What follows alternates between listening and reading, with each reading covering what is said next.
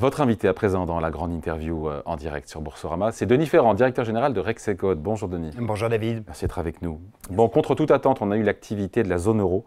L'indice flash PMI de Standard & Poor's Global, c'était hier, qui s'est contracté en septembre. Et en septembre aussi, l'activité en France est repassée en territoire de contraction, après le petit coup de pouce qu'on a eu des Jeux Olympiques, évidemment, de Paris au mois d'août. La rentrée, elle est morose sur le front d'activité. Oui, c'est vrai que la plupart des indicateurs, et là, donc vous évoquez des indicateurs européens, mais c'est aussi un peu ce que l'on voit en Chine, sont quand même pas très bien orientés. La Chine, c'est loin. Ouais, la Chine, c'est loin, mais ça participe quand même beaucoup à l'activité économique mondiale. Et moins la Chine a d'activité sur son territoire, plus elle est amenée à exporter et donc à entrer en concurrence avec les entreprises. Et ça a créé des tensions extrêmement importantes. Donc oui, l'activité est morose. En Europe, d'une manière générale, jusqu'à présent, on avait un peu l'impression que le secteur des services s'en tirait à peu près. Ce qui est important dans la tonalité de ce qu'a évoqué PMI, cet indicateur sorti dans la semaine, c'est qu'on avait déjà eu un petit décrochage industriel en juin-juillet, et là, ce sont les activités de services qui, à leur tour, ont décroché. C'est pas de bon augure, ça. C'est pas de bon augure, et surtout que jusqu'à présent, ce qui permettait aux entreprises de services, enfin au secteur de services de tenir, c'est qu'on voit bien que quand on regarde la décomposition de l'inflation, toute l'inflation actuellement est en train de devenir des services. Et donc il y avait peut-être encore une forme d'illusion nominale, entre guillemets, à savoir que parce qu'il y avait encore une capacité à passer des hausses de prix dans les activités de services, eh bien, il y avait une perception que l'activité était encore là. Mais en réalité, on se rend compte que l'espace pour pouvoir passer des hausses de prix désormais est en train de se refermer, sinon déjà refermé, et on est dans une activité qui est beaucoup plus faible. Également dans l'actualité, je trouve que c'est assez symptomatique, en tout cas peut-être un changement d'air, de voir qu'aujourd'hui l'Espagne et la France, sur les marchés financiers, s'endettent au même niveau à un pouillème près. Oui. La France est toujours endettée, en tout cas depuis, c'est la première fois depuis 2008. Ça dit quelque chose, ça montre à quel point peut-être la France aujourd'hui est surveillée et sous étroite surveillance des marchés. Oui, 2008, c'était la fin de l'époque de l'euro heureux, où en fait il y avait effectivement l'Espagne et la France en étaient au même taux, mais c'était le cas aussi pour l'Italie, c'était le cas pour la Grèce. En fait, il n'y avait pas de discrimination. Il y avait, les spreads étaient extrêmement resserrés, sinon inexistants entre les différentes économies. Ce que l'on a connu, c'est progressivement de la discrimination de signature à l'intérieur de la zone euro. Cette discrimination de signature jusqu'à présent nous était plutôt favorable, pour des raisons qui tiennent notamment à la profondeur de marché, c'est-à-dire qu'on sait très bien que la dette allemande, elle coûte peu cher, mais il y en a peu. Et donc, il y en a peu parce qu'il y a moins de besoins. Parce qu'il y a moins de déficit. Mais il n'y a pas assez de papier d'une certaine manière. Et donc, les investisseurs vont se tourner vers le pays qui peut venir immédiatement après, qui aura du volume, ou quasiment immédiatement après. Donc, c'était plutôt la France, par cet avantage de liquidité que l'on pouvait avoir. Ce qui est nouveau, c'est qu'on a effectivement cette évolution qui se fait à bas bruit, où les écarts de taux se resserrent progressivement avec l'ensemble des pays plutôt du sud de l'Europe. Vous parlez de l'Espagne, mais vis-à-vis de l'Italie, on a 50 points de base d'écart désormais en notre faveur. Ça nous coûte toujours moins cher, mais on était à 100 points de base quasiment au début de l'année. Le Portugal est en dessous. 10 points, je crois que ça s'endette en dessous de nous, alors qu'il y a un peu plus de 10 ans, ils étaient dans la tourmente. Ils étaient dans une tourmente, c'était à peu près le même maelstrom que la... Donc ça nous dit quoi? Ça nous dit que... Ça nous dit qu'on est tout seul. Ça nous dit qu'on est dans une situation où désormais le vilain petit canard d'une certaine manière de la zone euro, bien, ça commence à être nous, et que la discrimination nous est défavorable sur les marchés. Ouais. Et c'est quelque chose qui en fait ne prend pas des allures de chute soudaine, mais qui est quelque chose qui est un peu évanescent, qui est rampant, qui est une dégradation lente. Mieux vaut que ce soit lente, que la dégradation soit lente, qu'on ait une attaque spéculative violente sur la dette française. Oui, je ne sais pas si à un moment une dette, s'il y aura une attaque qui viendra, et je ne pense pas qu'elle viendra, mais pour autant, est-ce qu'on arrivera toujours à placer notre dette aussi facilement? Enfin, c'est toujours le message que l'on a entendu à plusieurs reprises, c'est on peut s'endetter en France, on n'a aucun problème pour s'endetter.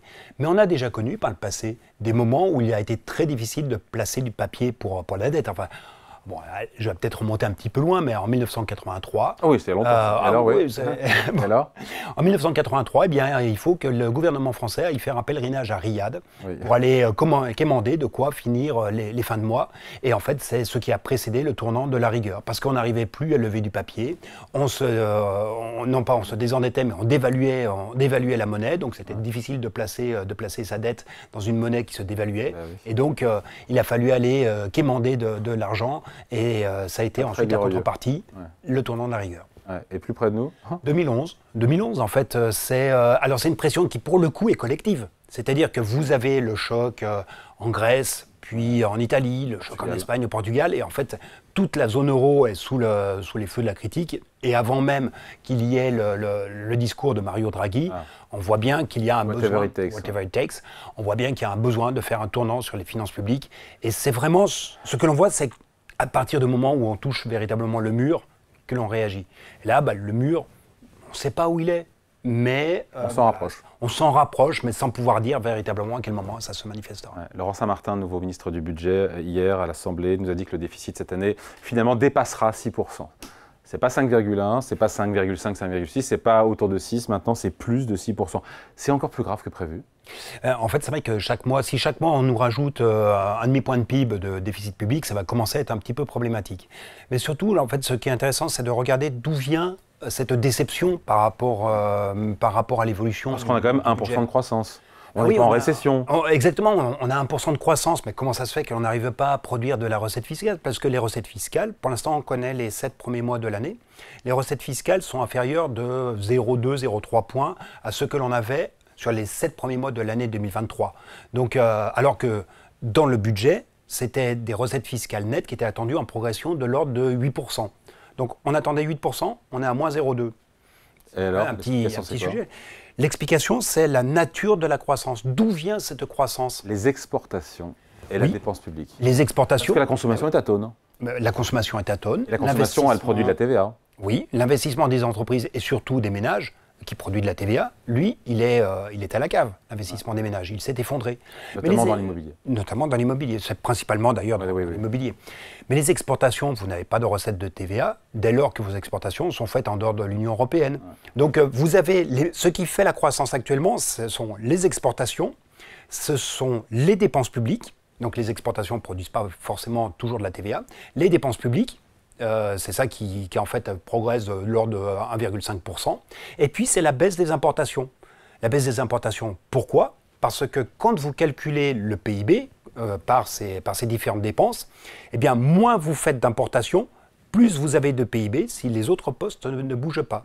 Donc moins d'importations vous fait plus de croissance de manière Donc le commerce extérieur au global. Le commerce extérieur, en fait, on va faire 1,1 de croissance cette année.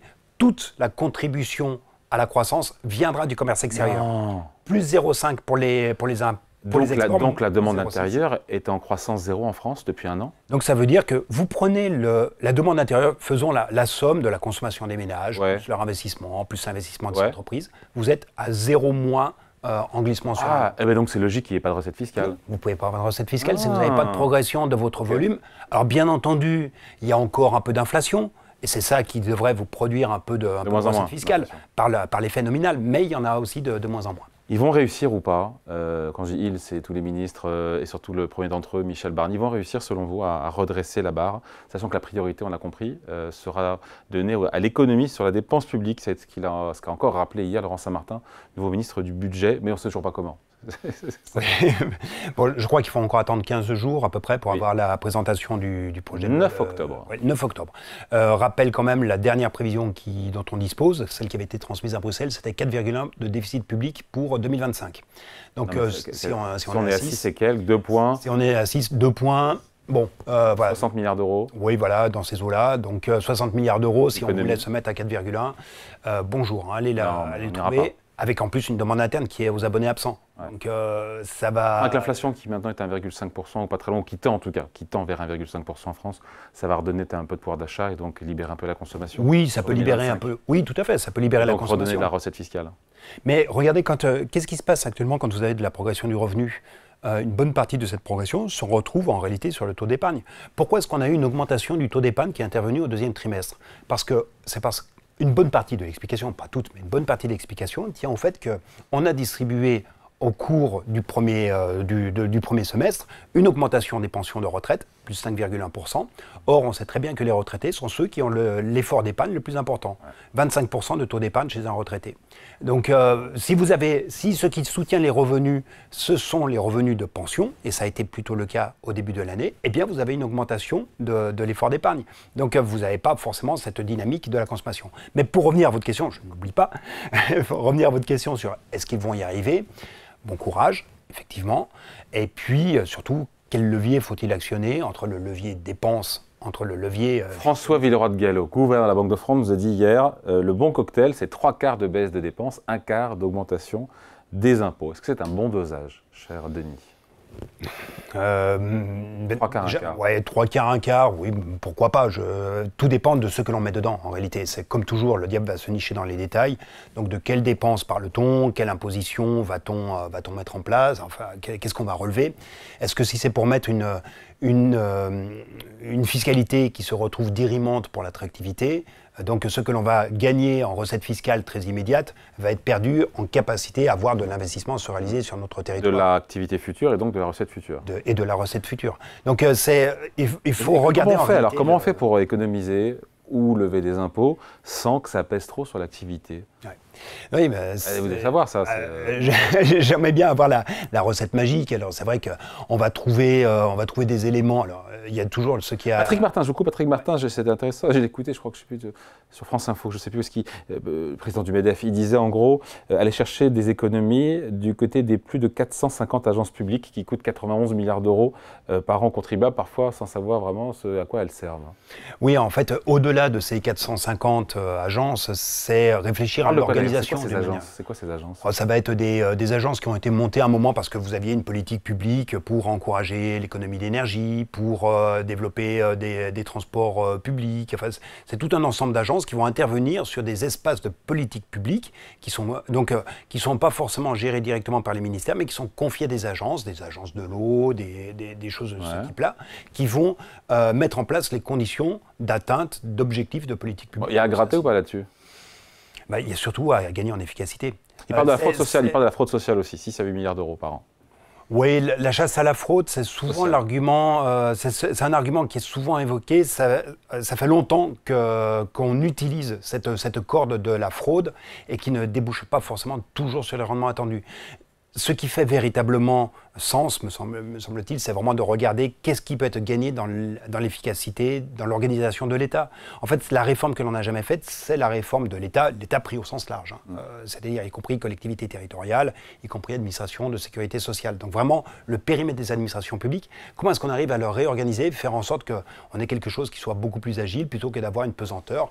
Quand on crée une agence, on n'enferme jamais. Alors que les objectifs de politique publique ont pu disparaître, mais les agences sont maintenues. Donc on crée sans jamais faire disparaître. On n'est pas tellement schumpeterien. On va créer les agences. On va empiler. On va les empiler. Le roi de l'empilage. Donc voilà, voilà, c'est les dépenses. Je pense que c'est difficile de ne pas parler à un moment ou à un autre des retraites. C'est également un sujet. Comment est-ce qu'on réfléchit, par exemple, pour les retraites, pour garder, par exemple, l'indexation des retraites, on ne la réserve qu'aux petites retraites, parce qu'effectivement, il faut protéger leur pouvoir d'achat. Les petites retraites. On a le droit de différencier l'indexation des retraites en se disant on indexe uniquement les retraites jusqu'à entre 1 000 et 2 000 euros, et au-delà de 1 000, 3 000 euros, on n'indexe plus les pensions. On peut faire ça? Je ne suis pas juriste. Je ne suis pas constitutionnaliste également, donc ça, je pense qu'il faudrait examiner beaucoup plus finement ceci. Mais c'est un levier qui peut être réfléchi. Mais dans ce cas, il faut le combiner avec autre chose. Et on a parlé tout à l'heure de l'épargne, et en particulier de l'épargne des retraités. Or, cette épargne des retraités, elle investit dans quoi? Elle investit dans des produits qui rapportent au total un rendement assez faible. Elle n'est pas activée. Comment est-ce qu'on ne pourrait pas faire en sorte de réserver les gains de pouvoir d'achat sur les retraites, les réserver sur les personnes qui ont les plus petites retraites, mais en même temps de proposer à l'épargnant moyen une augmentation du rendement de son épargne en l'incitant à aller investir ses fonds dans des espaces qui vont apporter du rendement beaucoup plus élevé, dans du private equity, avec évidemment... Et financer l'économie réelle. Et financer l'économie réelle. Et ce faisant, vous réinstallez de la dynamique d'investissement dans votre économie, vous dégagez des fonds propres. Alors ça veut dire qu'il faut mettre en place des garanties, il faut penser l'intervention de l'État différemment. L'État ne peut plus dépenser. Est-ce qu'il ne peut pas jouer plutôt un rôle de garant de cette épargne et ce faisant, vous apporter une rentabilité additionnelle à votre épargnant moyen. Et c'est pour ça que si vous voulez penser la dépense publique uniquement en termes budgétaires, c'est beaucoup trop restrictif. C'est une véritable, peut-être une philosophie économique, une autre manière d'intervenir qui peut être intéressante. Il faut qu'on parle de ce quart, ces 25% d'efforts, en tout cas dans la répartition pour faire des économies. Si on écoute le gouverneur, 3/4 de baisse d'impôts, d'économies sur la dépense publique et 1/4 de hausse d'impôts. Le président du MEDEF, encore une fois, Patrick Martin, se dit prêt à discuter d'une hausse d'impôts exceptionnelle, il a dit, exceptionnellement, uniquement sur 2025 et dans des proportions faibles. Il joue le jeu ? Oui, alors en tout cas, non, je pense que c'est un discours qui est entendable. Ce qui me fait peur, c'est l'adverbe, c'est exceptionnellement. On sait bien que les exceptions, elles peuvent s'installer. Donc le risque, il est quand même là, parce que c'est pas en une année que l'on va résoudre nos enjeux budgétaires. On est sur une trajectoire qui est quand même vraiment problématique et qui renvoie au fait aussi que ce que l'on se disait au début de cet échange, au fait qu'on est tout seul dans la zone euro à être dans cette trajectoire. Et c'est ça qui en réalité est assez particulier. Donc sur les impôts, c'est réfléchir aux impôts qui seront les moins handicapants pour l'activité. Encore une fois, parlons-en, ce que c'est intéressant dans le Figaro du jour à lire, c'est ce plan du gouvernement pour récupérer jusqu'à 21 milliards. Beaucoup de choses sont sur la table et personne, rien ne dit que ce sera ça qui sera appliqué, mais la surtaxe d'impôt sur les sociétés, on sent que c'est un levier qui va être activé exceptionnellement. Ciblé ou pas, potentiellement 3 points de plus pour toutes les entreprises. En termes d'IS, c'est 7 milliards d'euros en plus. Vous en pensez quoi ? C'était la surtaxe Juppé qui avait été adoptée, qui était déjà dans la surtaxe Juppé sur l'IS, qui avait été adoptée dans les années 90. Elle était restée, je crois, à peu près une quinzaine d'années. Donc, c'est pas quelque chose qui est nouveau. Qu'est-ce qu'on appelle une grande entreprise, jusqu'où est-ce que l'on va, mettre les ETI dedans ou pas, il y a faut regarder. Maintenant, on sait très bien aussi que l'essentiel des revenus dégagés par les entreprises du CAC 40 ne le sont pas en France, mais le sont par leur activité à l'étranger. Donc est-ce qu'on ne va pas avoir aussi dans ce cas un risque d'optimisation accrue en payant ces impôts là où ils auront été réalisés? Le gel du barème de l'impôt sur le revenu pour les tranches les plus élevées. Oui, donc c'est éviter que donc en fait, l'idée, c'est que les fourchettes ne remontant pas, eh bien la proportion de revenus des personnes, en général, on relève les fourchettes en fonction de l'inflation. Ouais. De l'inflation et donc des revenus. Là, on gèle. Ce faisant, ce que vous payez en plus, les revenus en plus que vous avez, vont être éligibles beaucoup plus tôt. Ouais. C'est acceptable, ça, franchement? C'est quelque chose qui presque probablement un des trucs les plus indolores qui peut peut-être apparaître. Et de manière différenciée, encore une fois. Là encore, de manière différenciée, oui. Mais ça pose toujours le même problème, c'est qu'on on va avoir de la créativité fiscale. En revanche, la créativité sur la dépense, on va quand même manquer cruellement. Donc c'est quand même un peu toujours cet équilibre. Ouais. Je veux bien 3/4, 1/4, mais à mon avis, le quart, il est beaucoup plus documenté que les 3/4.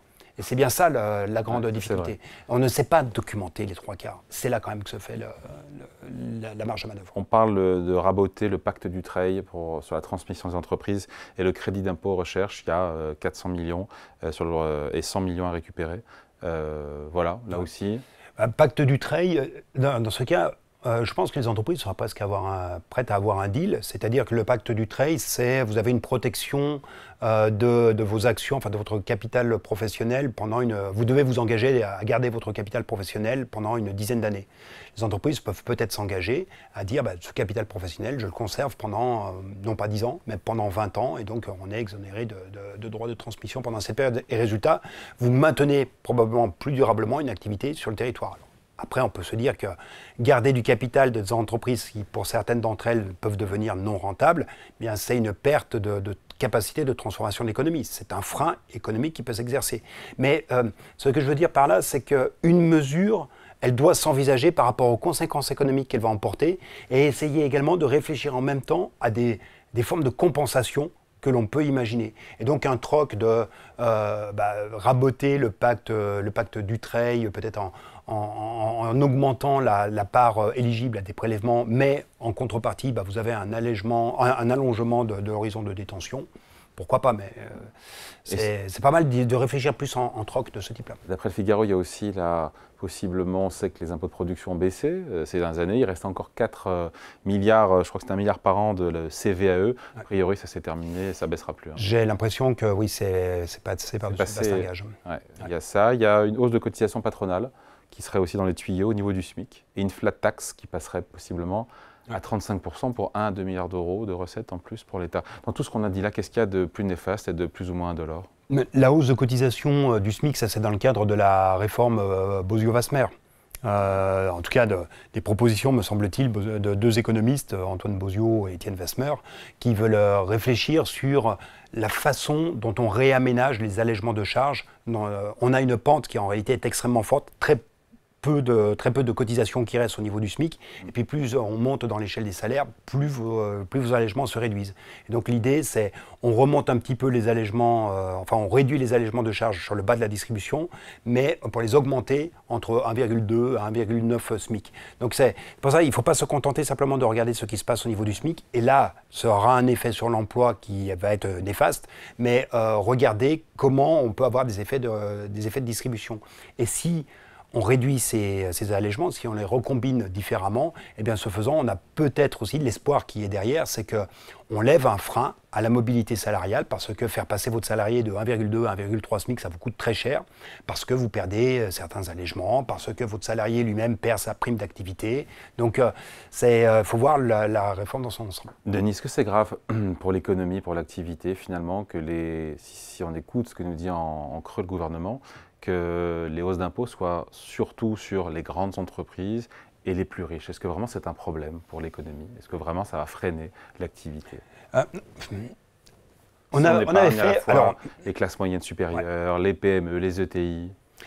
Ce qui est le plus difficile à faire, c'est créer, sans idéologie, c'est de faire le contrefactuel. Qu'est-ce qui se serait passé si on n'avait pas mis en place cet élément? On sait. Mais là, on est au pied du mur. Oui, mais justement, il faut prendre des expériences naturelles, de ce que l'on sait du passé. Et quand on a mis en place l'ISF, on a regardé à Rexecode il y a quelques années ce que représentait la mise en place de l'ISF en termes d'activité perdue. Et pendant les 40 années pendant lesquelles on a eu un impôt sur la fortune qui a été mis en place. En fait, on avait calculé qu'on avait perdu en gros 45 milliards de PIB en cumul du fait de la mise en place d'ISF, parce que vous avez des personnes qui s'expatrient, qui vont développer de l'activité ailleurs, au lieu de la développer sur votre territoire. C'est ça la principale mécanique. Donc, est-ce que ce que l'on a gagné en recettes fiscales surcompense ou pas les pertes que l'on aurait en mettant en place? Donc, via l'ISF, oui, on avait quand même plutôt perdu. Enfin, on avait des recettes fiscales immédiate, mais par rapport à ce que l'on aurait pu avoir comme rendement fiscal si les activités qui se sont développées à l'extérieur se sont développées sur notre territoire, eh bien ça ne compensait pas. Dans les études qui ont été faites aussi sur le passage de l'ISF à l'IFI, on n'a pas bien mesuré l'impact sur l'investissement, l'impact sur l'activité économique. Alors quand même sur l'investissement, le point qui est remarquable, modulo ce que l'on disait au début, où l'investissement des entreprises en ce moment est en train de reculer, ce que l'on voit depuis 2019, c'est que la France est un des pays dans lesquels l'investissement productif a le plus performé. Parmi les pays en comparaison aux autres pays européens. On était jusqu'à présent sur la même trajectoire que les États-Unis, on en a décroché maintenant depuis 3 trimestres. Mais la France se démarquait quand même très positivement par rapport à l'Allemagne. Je ne dis pas que c'est la réforme de la fiscalité du capital, je parle simplement d'une coïncidence qui peut exister entre un investissement productif dynamique et une réforme antérieure. On peut redresser nos comptes publics sans trop casser l'activité, il y a vraiment, avec 6% de déficit. Je pense que le frein, il est quand même aussi, il est quand même avant tout dans la capacité politique à pouvoir le faire admettre. Et en fait, dire il faut résorber les comptes publics, ça vous fait pas une envie. Vous créez pas de l'envie avec ça. Ouais. Mais il faut expliquer pourquoi il faut redresser les comptes publics, pourquoi est-ce qu'on va privilégier telle ou telle dépense, parce qu'on a besoin de transformer l'économie, parce qu'on a besoin d'investir, parce qu'on a besoin de se décarboner. Donc il faut tracer un chemin en dessous de... C'est ça que vous attendez d'ailleurs du discours de politique générale de Michel Barnier? Oui, en fait, si ça n'est qu'un discours budgétaire, ce n'est pas possible qu'on puisse embarquer qui que ce soit. Il faut vraiment avoir un discours de politique économique et dire pourquoi Même s'il faut se serrer la ceinture, on a compris que c'est quasiment l'alpha et l'oméga aujourd'hui. Hein. Oui, mais enfin, c'est presque avoir des ressorts churchilliens d'une certaine manière. Alors je ne dis pas le sang, la sueur et les larmes, mais expliquer pourquoi un ajustement budgétaire est nécessaire et qu'en même temps, on fait la transformation de l'économie pour être présent sur les grands défis qui sont devant nous. Allez, merci beaucoup pour cet entretien avec Denis Ferrand, le directeur général de Rexeco, d'invité de la grande interview en direct sur Boursorama. Merci Denis. Merci.